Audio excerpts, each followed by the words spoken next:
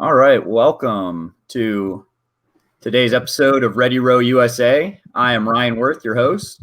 I'm joined here today by Charlotte Pierce, our producer, Ben Booth, and Michael Knowles, and we're going to talk coastal rowing, specifically coastal for fall and winter.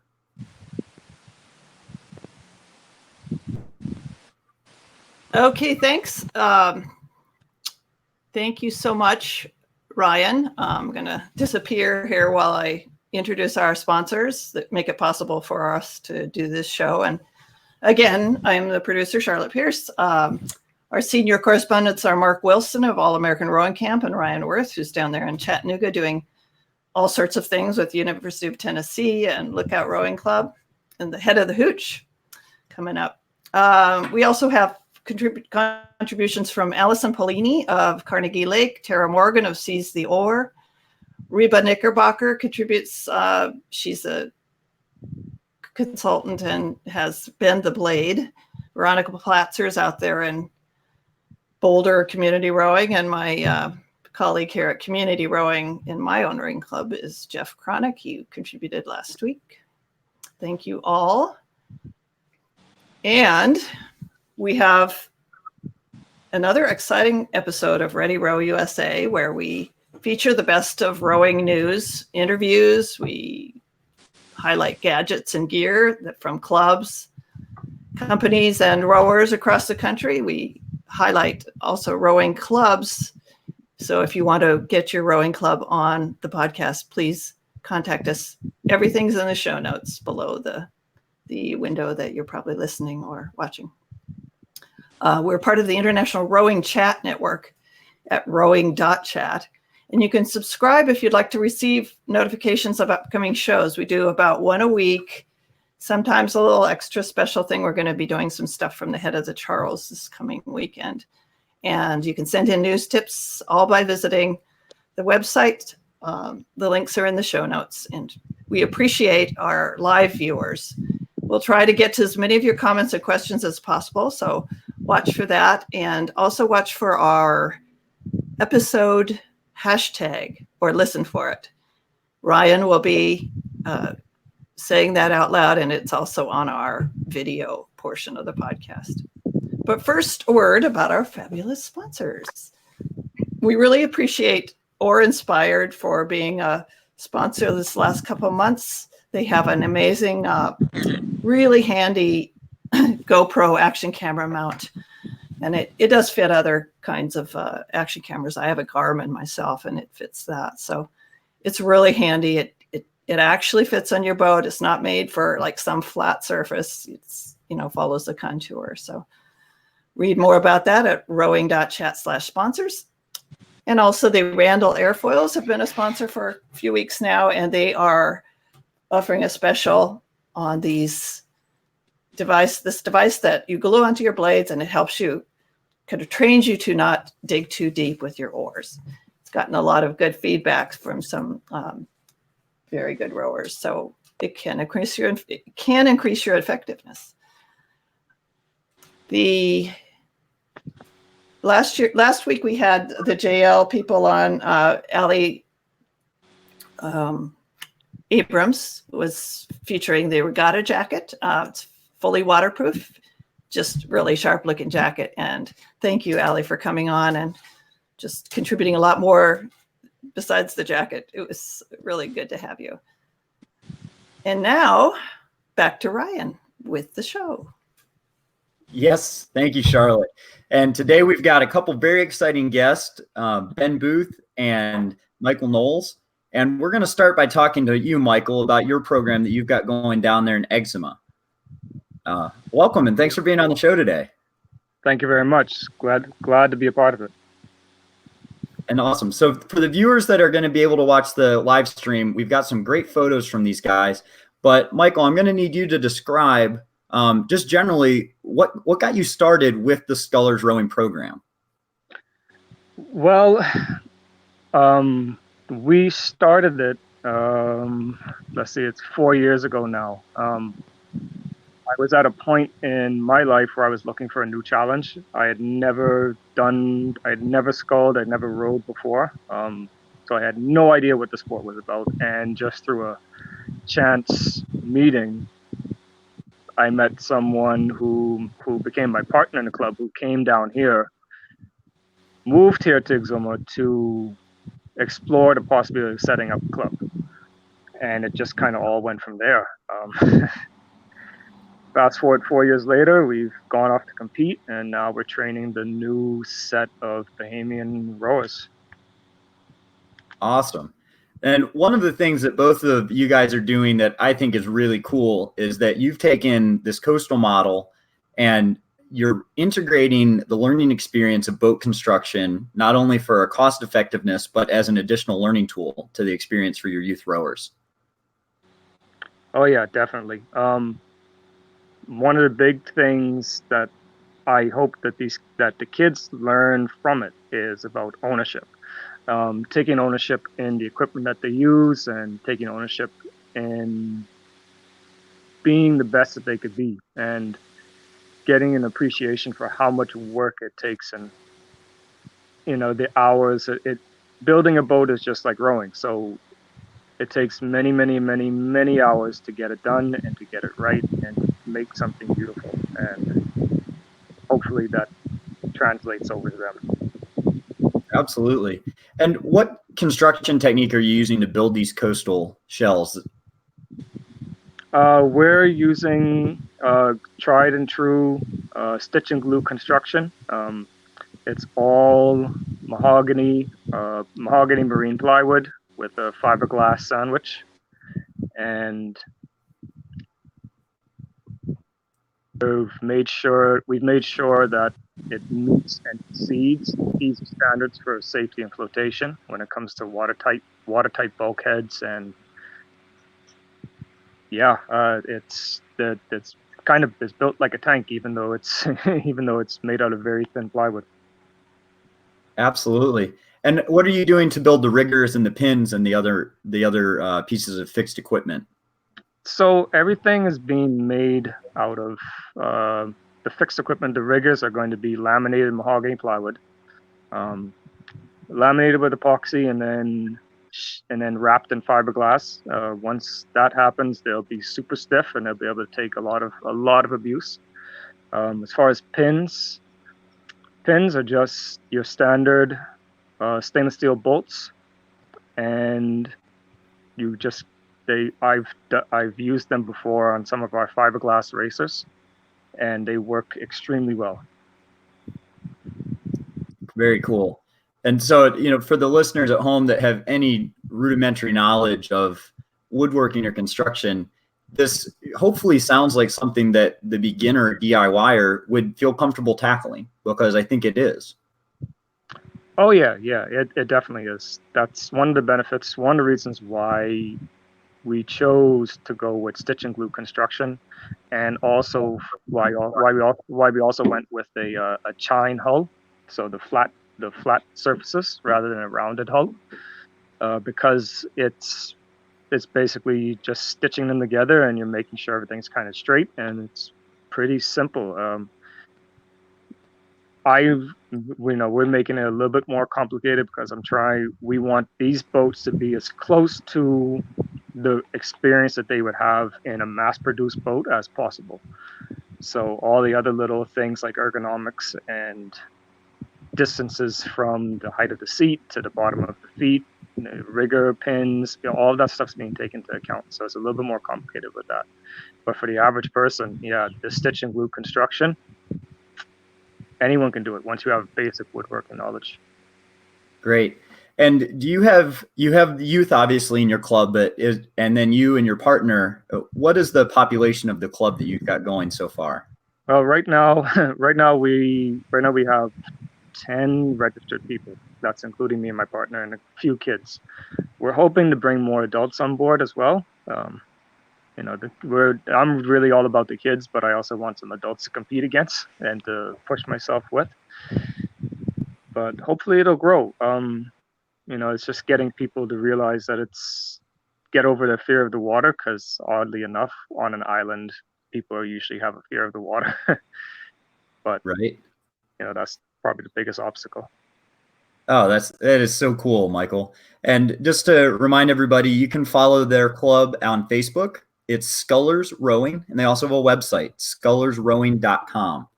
And checking out the program that Michael's running down there and fulfilling exactly the the mold that we're hoping coastal rowing can fill, and bringing rowing to more people and more places. And it's awesome to have heroes in the programs like Michael that are spearheading these things and putting their sweat equity into it. Another person who's doing some similar work is Ben Booth. And now Ben is up more north a bit than the Bahamas for sure. Thanks for being with us today, Ben. My pleasure. Thanks for having me. Good. And so, Ben, tell us about the programs that you're associated with. So I've got, similar to Michael, a boat building program that I do through Dharma Voyage. And yeah, we do a semester-long boat building program that we run in conjunction with the Westport Community Schools. So that's a high school age, and they start in the classroom.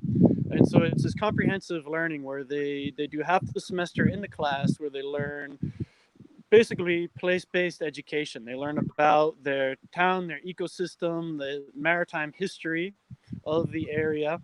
And then from there, they move into the shop where they start building the boats. Awesome. And so you've got the Dharma Voyage program, and it's not just boat building, is it? You do some other stuff with Dharma Voyage. No, we row. So we try to get the whole thing, from the idea of boat design to building to rowing. And we focus a lot on expedition and adventure rowing.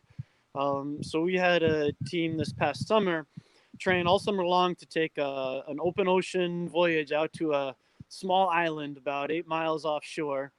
We spent 2 nights on an off-grid building on this little tiny island, Pennakees Island, for those from the Massachusetts area. And then from there, we had them row another 15 miles from that island over to the mainland again on Cape Cod. So multi-day voyage where they get everything from navigation skills. We talk about currents. Once we get in towards Cape Cod and Woods Hole, there are some tremendous currents that we have to navigate. And so we go through the whole thing, how tides affect currents, how currents affect your route planning, how wind and current interact. And we get them to really understand the process of moving through the environment. Awesome. And so most people, I think, were probably assuming that this is a summer program. Yep. Is that the case? Yes, it is. It's a nice mix where we start the boat building in the winter. So that's starting right after the new year. We start that in January. So that's our winter activity, is indoors building the boats. We do a boat launch in June at the end of the semester, and then we start into the water program early June. Okay. And now, is that because you can't row in the winter up there? I row in the winter. For the youth program, it gets a little bit tricky. As we get, the kids moving through the system a little bit more and get more skill-based training, we'll extend the season for them. But spring here can get pretty nasty with the wind, and then as you get later into the fall, there's the cold. So it's a progression for us. Sure. Well, and and it is a matter of safety and comfort. But for days when it is very cold and sea temperatures are low, what does your personal kit look like for going out in the winter? Well, it changes through the seasons. So for shoulder seasons like now, I wear your typical layers and fleece. But the key to that is to always bring a dry bag with a change of clothes. Right? It's getting cold enough where if I do go in or I do get saturated and the clothes just get overly wet, then you're starting to get risk of a lot of body heat loss. So I'll always bring a change of clothes. So if I do happen to go into water and it's marginally too cold, I can always pop out, get a dry kit back on, and off I go. Once it gets much colder, like full on winter, say January, February, March, these times I wear a wetsuit. Okay. So you're wearing a wetsuit. Have you experimented with rowing in a dry suit at all? Yeah, dry suit is way more comfortable. Wetsuit is going to be a lot safer depending on how you row. So if you're doing, say, a long, more easy-paced row, dry suit is definitely the way to do it. If you're, say, doing a multi-day expedition, dry suit is the way to go.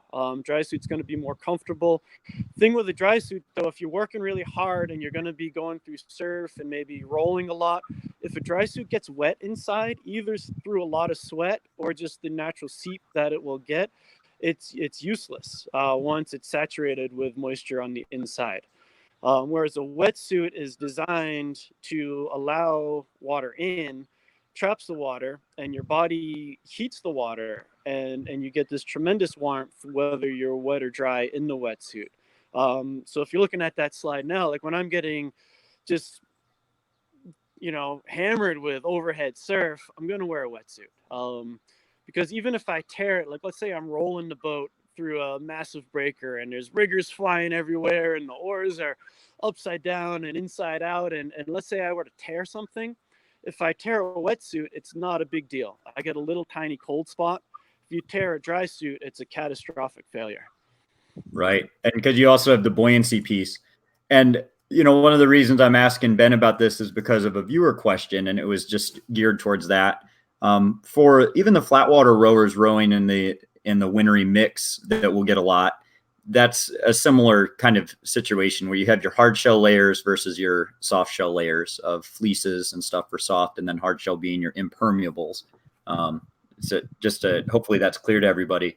But Ben, in addition to doing some of what a lot of us would consider more adventure rowing, and then some of that programming, they've also got that boat building project going. And it hasn't been just sculling boats, has it, Ben? No, we've built everything from fixed seat, traditional pilot gigs. We've built some traditional New England dories. The boats you see here in the picture, those are actually a Pete Culler design. Pete Culler was this famous Cape Cod boat designer who really kept alive the tradition of traditional small craft. And we built this year 2 bateaus, which are just simple flat bottom, flat sided boats, but they're super thin and we've got sliding seat rigs in them and just tons of fun, really fast. They're river or harbor boats. They're not big ocean boats, but yeah, we've done the whole thing. And I think that's a really cool thing about our club is we have the whole historical trajectory of coastal rowing, the fixed seat, big, heavy, lap strake wooden boats down to the modern international class coastal racing boats. Very cool. Now, one of the things that I think a lot of people are considering as we learn about the versatility of coastal and trying to bring it to new places is what's it going to cost us? And let me ask, I'll start with Michael down south and just ask what your overhead and the level of experience that you feel like is your bare minimum coming into a project if you're either going to try to purchase some boats from a manufacturer or if you're going to build them yourself. Well, for us here, it's that question is the real reason why we decided to go with building our own boats, because even though coastal boats are much cheaper than racing singles, by time as we get them here, they're going to, let's say a coastal boat costs $3,500 or $4,000 from the manufacturer. By the time as we get it here, we're going to double that cost. So for these boats, we've been able to get the price down to right around $1,200 to $1,300. That's materials, shipping, customs duties, and build. We're doing all the building ourselves, so there's no labor fees involved. But yeah, it's a fraction of the cost. Now, as far as experience, like I said, for building, as long as you have basic woodworking skills and you got time, you can do it. But for rowing here, because of our open ocean, and we always try to tell people that you need to be able to swim. You have to be able to swim, even though, it's going to be very hard to flip these boats. Right. Very cool. And just to remind folks, Michael is in the Bahamas, and a lot of those import taxes that you're going to see on rowing equipment are going to be similar for most of our island nations around the Caribbean and out to Bermuda and then international as well. Is that Ben? I'm sorry, Michael. Are rowing equipment, oars, things like that? Is it kind of labeled as a luxury good for you? Yeah, oars. I actually have a brand new set of Concept 2s sitting in customs right now, and the duty on them is 45% plus another 12% for value-added tax on top of it. So it gets pretty expensive. Fortunately, stuff like plywood is duty-free, but fiberglass, resins, everything else, 45 to 60% duty. So the costs add up real quick. Wow.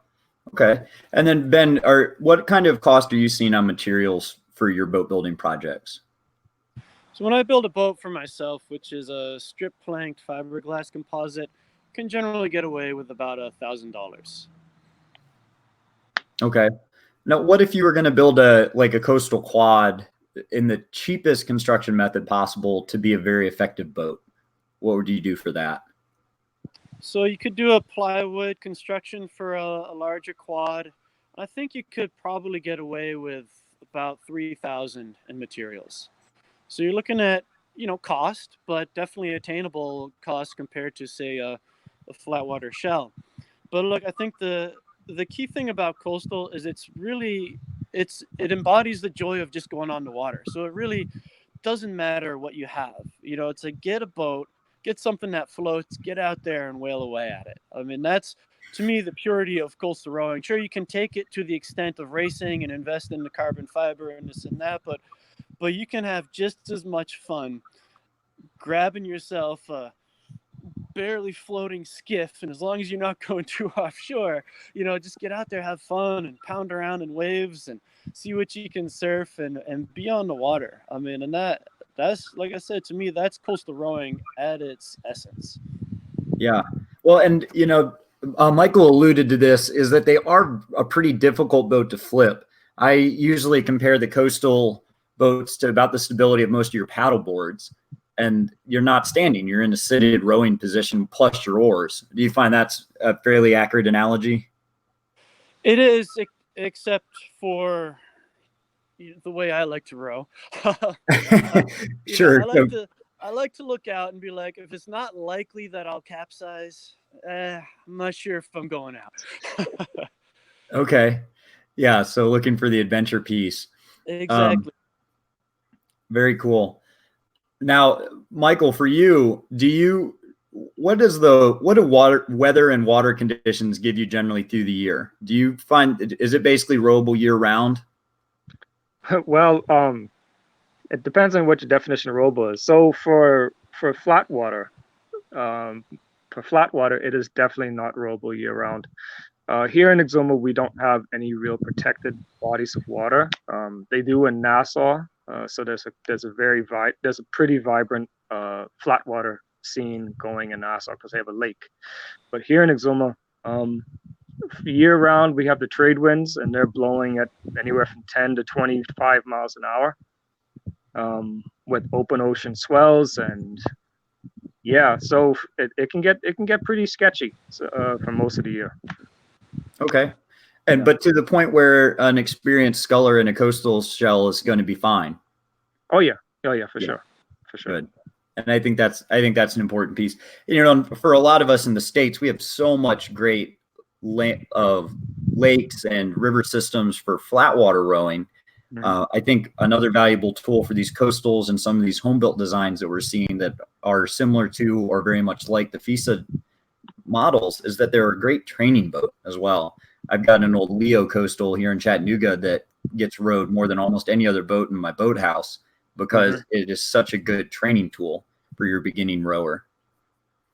Oh, absolutely. Yeah. Well, Michael, is there anything else you'd like to add as we start to wrap the show up today? No, I'm just excited to get the opportunity to talk about what we have going on here. I honestly believe that the Bahamas and the rest of our island nations down here in this region are untapped when it comes to talent and availability of options. So hopefully we can gradually grow rowing throughout the islands, and coastal is the way to go when it comes to that, because of you can just pull them up to any beach and go, and that's something that you can't do with flat water stuff. Definitely. Well, Michael, thank you so much for joining us here on the show today and taking the time. And, thank you for all the work that you're doing down there, especially with that youth programming and the boat building. It is really cool, inspiring stuff. Thank you for having me. Yeah. And now, Ben, anything you'd like to add as we wrap up here today? Sure. Unfortunately for a technical glitch, I can't hear Michael, so I hope I don't repeat what he said. But I would say for people listening to this, if you are a rower, if you look beyond, say, the beginner aspect of a coastal boat being, more stable and attainable, I think for any rower, coastal is something to explore as the ultimate cross training, right? It's super specific. It's the exact same motion as your flat water sport, but what you get is an emotional experience. It's totally fun, right? And so let's say it's the end of the season, you're just getting kind of tired and beat down from your training. Jump in a coastal boat, get out in waves. You're going to have a huge smile on your face.